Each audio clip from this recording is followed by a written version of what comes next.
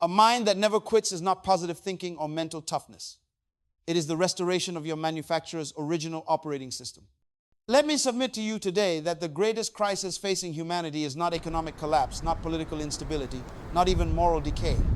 The greatest crisis is the systematic shutdown of the human mind before it ever discovers what it was designed to carry. We have millions walking this earth with the hardware of champions but running the software of slaves.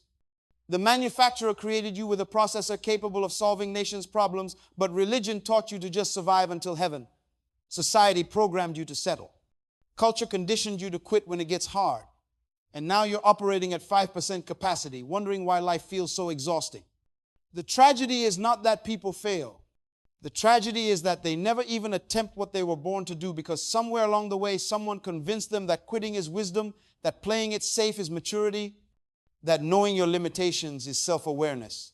Let me destroy that lie right now. The manufacturer does not build limitations into his products. Limitations are learned. Quitting is taught. Mental weakness is conditioned. You were not born with a mind that gives up. You developed one. Consider this carefully. When a baby is learning to walk, how many times does it fall? Dozens, hundreds, sometimes thousands of times. But does the baby ever look up and say, you know what? Walking is not for me. I'm just going to crawl for the rest of my life? Never. Because quitting is not natural. Quitting is not original design. Persistence is manufacturer specification. The mind that never quits is not something you need to create. It's something you need to recover. Here's what happened.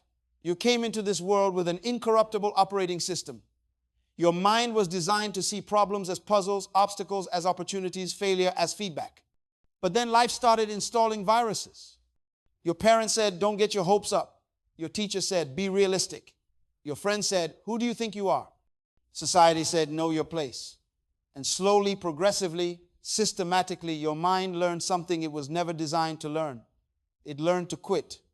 You thought quitting was about laziness. Wrong. Quitting is about programming. You thought persistence was about willpower. Wrong. Persistence is about identity. You thought mental toughness was about gritting your teeth and pushing through. Wrong. Mental toughness is about remembering who the manufacturer says you are. Let me give you 7 false beliefs that create quitting minds, and then I'll show you the kingdom principles that build minds that never quit. False belief number 1, I'm just not strong enough. The truth? Strength is not a personality trait. Strength is a manufacturer guarantee. When God created you, He didn't say, let me make this one strong and that one weak. He said, let me create a being in my image with dominion, authority, and creative capacity. Your mind was designed to overcome. The question is not whether you're strong enough.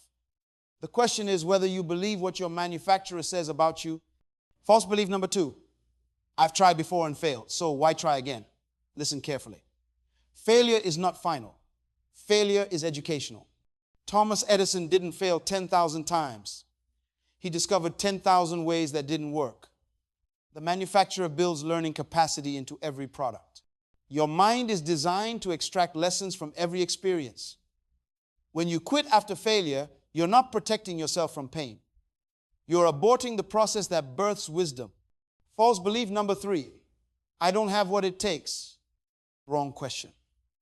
The question is not what you have. The question is what you carry. Everything God created looks empty but is full. A seed doesn't look like a forest. An egg doesn't look like an eagle. A baby doesn't look like a world changer. But hidden inside is everything needed for the complete manifestation. You don't have what it takes. You are what it takes. Your existence is proof that heaven needed your specific solution on earth. False belief number 4, it's too hard and I'm too tired. Of course it's hard. Anything worth doing is difficult. But here's what they didn't teach you. Hard is not the same as impossible. Difficult is not the same as denied. The manufacturer never gives you an assignment without the capacity to complete it. Your exhaustion is not proof that you should quit. Your exhaustion is proof that you're using the wrong fuel source. You're running on willpower when you were designed to run on purpose. False belief number 5, I'm too old, too young, too inexperienced, too broken. Let me ask you something. Did the manufacturer check your age before he deposited your assignment in you? Did he verify your resume before he encoded your DNA with specific problem-solving capacity? Your qualifications are not determined by your credentials. Your qualifications are determined by your creation. The day you were born, you were qualified. Everything since then has been preparation. False belief number 6, nobody believes in me. So what? Your assignment doesn't require human approval. It requires divine authorization, and you already have it. The manufacturer doesn't take a vote. He doesn't check consensus. He creates, he assigns, he empowers, he releases. If you're waiting for people to believe in you before you believe in yourself, you'll die waiting. Kingdom citizens don't need validation. They need obedience. False belief number 7, I've quit too many times. I'm just a quitter. No, you're not a quitter. You're a kingdom citizen with corrupted software. And the beautiful thing about software is it can be rewritten. Your past patterns do not define your future capacity. The manufacturer judges you by specifications, not by current performance. What you've done is not who you are. Who you are is what you were designed to be. And that design includes a mind that never quits. Now let me teach you the kingdom principles that build unbreakable minds. The first principle is the manufacturer principle. Never ask the product what it's for. Ask the manufacturer. When a car breaks down, you don't interview the car, you check the manual. You are a product. You have a manufacturer. And he never creates without specific purpose, detailed specifications, and guaranteed capacity. Your mind was designed by an infinite intelligence to solve finite problems. The moment you stop asking yourself, can I do this? And start asking your manufacturer, what did you design me to do? Everything changes. You don't build mental toughness by trying harder. You build it by remembering your original design. The second principle is the purpose over pressure principle. Your mind quits when you're operating under pressure instead of purpose. Pressure says, I have to do this or else. Purpose says, I was born to do this, period. Pressure is external. Purpose is internal. Pressure drains. Purpose sustains. When your why is big enough, your how becomes irrelevant. I've watched people endure unimaginable hardship and never quit, not because they were superhuman, but because they knew their purpose. And I've watched people with every advantage give up at the first obstacle because they were chasing goals instead of fulfilling assignments. Your mind will quit on a goal. Your mind cannot quit on purpose. Goals are about you. Purpose is about who you were sent to serve. The third principle is the seed-death principle. A seed must die to become a tree. You must die to who you were told to be to become who you were designed to be. What looks like death is actually birth. What feels like loss is actually release. The caterpillar doesn't become a butterfly by trying harder to be a better caterpillar. It surrenders to a process that looks like death but produces metamorphosis. Your mind quits because it's trying to preserve who you are. But breakthrough requires becoming who you were meant to be. Stop protecting the seed. Plant it. Let it die. Watch it multiply. The fourth principle is the potential principle. The wealthiest place on earth is not the bank, it's the cemetery. Millions died with books unwritten, songs unsung, businesses never started, inventions uncreated, movements unlaunched. Everything God created is full but looks empty. You don't look like what you carry. Your mind contains solutions that could shift industries. Your thoughts could birth movements. Your ideas could solve poverty. But none of it matters if you quit before you deliver. The graveyard doesn't need more potential. Earth needs your manifestation. The fifth principle is the assignment over activity principle. Busyness is not productivity. Movement is not progress. Many people never quit because they're not actually doing anything significant enough to face real resistance. They stay busy with activities but never engage their assignment. Your assignment is the specific problem only your unique design can solve. An assignment always faces opposition. If what you're doing doesn't have meaningful resistance, it's probably not your assignment. The mind that never quits is the mind that knows the difference between what it's doing and what it was sent to do. The sixth principle is the kingdom authority principle. You are not a beggar trying to get into heaven. You are royalty, trying to remember your original authority. You were manufactured in the image of a king, which makes you a king. Kings don't beg, they decree. Kings don't ask for permission, they take dominion. Your mind quits when you think like a slave. Your mind persists when you remember your royalty. You have legal right to everything required to complete your assignment. Stop asking if you can. Start declaring you must. The seventh principle is the progressive revelation principle. God doesn't show you the entire blueprint. He shows you the next step. Abraham didn't know where he was going when he left. He just knew he was supposed to go. Moses didn't have a detailed plan for crossing the Red Sea. He just had instructions to move forward. Your mind wants the whole plan before it commits. But kingdom doesn't work that way. You get the next step when you obey the last step. Your mind will never quit when you understand that you're not responsible for the entire journey. You're only responsible for the current instruction. Let me tell you about a woman I met years ago. She was working 3 jobs, raising 2 children alone, barely making rent each month. She had every reason to quit. Every logical argument supported giving up on her dream of starting her own business. But she had something that poverty couldn't kill and circumstances couldn't corrupt. She had a mind that remembered what the manufacturer said about her. She didn't have capital. She didn't have connections. She didn't have education. But she had identity. And identity is more powerful than circumstance. She started with $50 and a card table in her living room. Today, her company employs over 200 people and generates millions in revenue annually. What changed? Her circumstances? No, her mind. She stopped seeing herself as a victim trying to survive and started seeing herself as a solution provider assigned to serve. Consider the diamond. It starts as coal, common, cheap, overlooked. But when subjected to intense pressure and time, that same coal becomes one of the most valuable substances on earth. The difference is not the material. The difference is the process. Your mind is the same. Pressure is not destroying you. Pressure is transforming you, but only if you don't quit in the process. The mind that quits in the pressure stays cold. The mind that endures the pressure becomes a diamond. What if I told you that every person you admire, every movement you respect, every breakthrough you celebrate required a mind that chose not to quit when quitting made perfect sense? What if Martin Luther King Jr. had quit when they bombed his house? What if Nelson Mandela had quit after the first decade in prison? What if the Wright brothers had quit after the first crashed flight? The world would have missed the contribution. And that's exactly what happens when you quit. The world doesn't just lose your attempt, it loses your solution. Stop. Before I continue, I need to interrupt your thinking. Let me ask you something, and I need you to be honest. How many times have you quit on something that was actually your assignment because it got difficult? How many dreams have you abandoned? How many visions have you buried?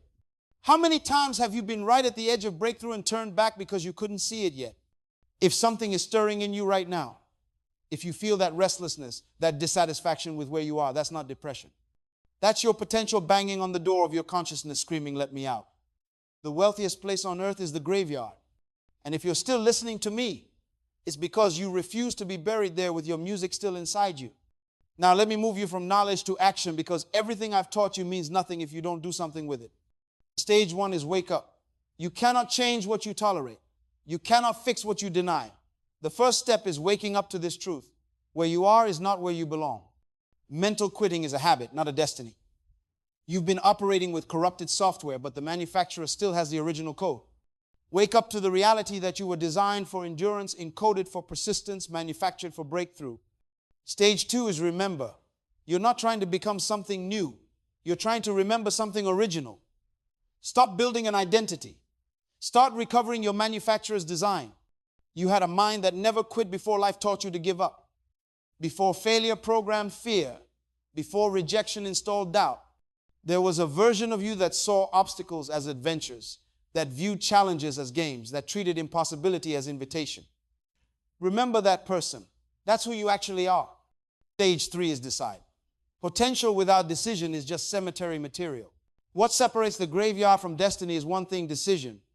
Will you die full or die empty? Will you bury your potential or birth it? This is not about motivation. This is about choice. Right now, in this moment, you must decide. Not tomorrow. Not when you feel ready. Not when conditions improve. Now, decide that you will no longer quit on what you were born to do. Stage 4 is act. Knowledge without action is decorated ignorance. Find your assignment. Identify the problem you were born to solve. Then get up and do it. Don't die with your seed still inside you. You were not born to plan forever. You were not born to prepare endlessly. You were not born to wait for perfect conditions. You were born to solve a specific problem with your specific design. Do it now. Start today. Take the first step. Make the phone call. Write the first page. Launch the project. Stop talking about it. Stop thinking about it. Act on it. You were not born to be comfortable. You were not born to be safe. You were not born to play small. You were born to solve problems that scare lesser minds. You were born to build solutions that require unwavering commitment. You were born to birth movements that demand minds that never quit. Stop asking, can I? Start declaring, I must. Stop saying, maybe someday. Start saying, starting today. Stop waiting for the perfect moment. Start creating with this moment. Stop looking for permission. Start operating in assignment. Stop hoping for easier. Stop becoming stronger. You are not an accident. You are not a mistake. You are not random. You are a solution. You are an answer. You are a kingdom assignment packaged in human form, sent to earth with specific instructions to solve specific problems. Listen to me. I'm not speaking to who you are. I'm speaking to who you're becoming. I see it. Heaven sees it. The only one who doesn't see it yet is you. But something is shifting right now. You thought you were weak? Wrong. You are strength wrapped in humility. You believed you were broken? Wrong. You are wholeness under construction. You assumed your failures disqualified you? Wrong. Your failures are the curriculum preparing you for your assignment. Your birth was not an accident. It was strategic, calculated, deliberate. Heaven had a problem that only your unique design could solve. That's why you're different. That's why you never fit. That's why normal never satisfied you. You were manufactured to build minds that never quit in others. You were designed to model endurance in environments of surrender. You were created to be the evidence that persistence is not personality but principle. And I prophesy to you today, the graveyard will not have your potential. Your seeds will not die with you. The books you were meant to write will be written. The businesses you were meant to build will be built. The movements you were meant to start will be started. The generations you were meant to influence will be influenced. The problems you were meant to solve will be solved. This is your hour. This is your moment. This is your season. What you've been carrying, it's time to birth it. What you've been hiding, it's time to release it. What you've been waiting for, stop waiting. You have permission. You have authority. You have assignment. The manufacturer already said yes. Stop waiting for people to validate what heaven already authorized.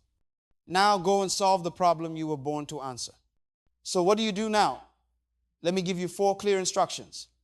Number 1, identify your quit pattern.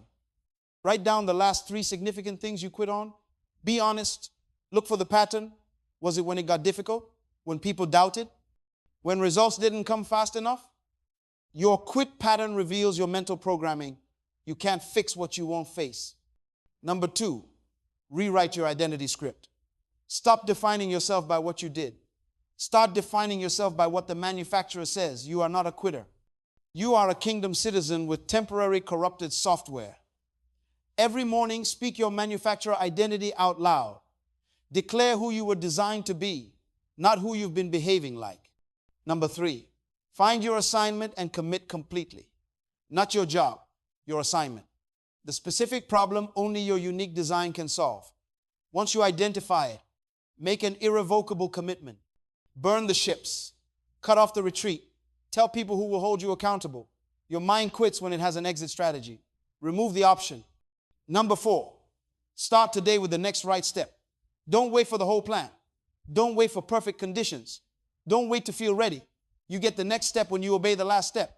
What's the next right thing you need to do toward your assignment? Do that. Then the next thing will be revealed. The graveyard is full of people who waited for perfect clarity. Die empty. Leave nothing buried. Give earth everything heaven put inside you. You were not born to be a copy. You were born to be an original. And the world is waiting for what only you carry. Build a mind that never quits. Not through willpower, through identity. Not through trying harder, through remembering who you are. The manufacturer doesn't make quitters. He makes overcomers. And that's exactly what you are.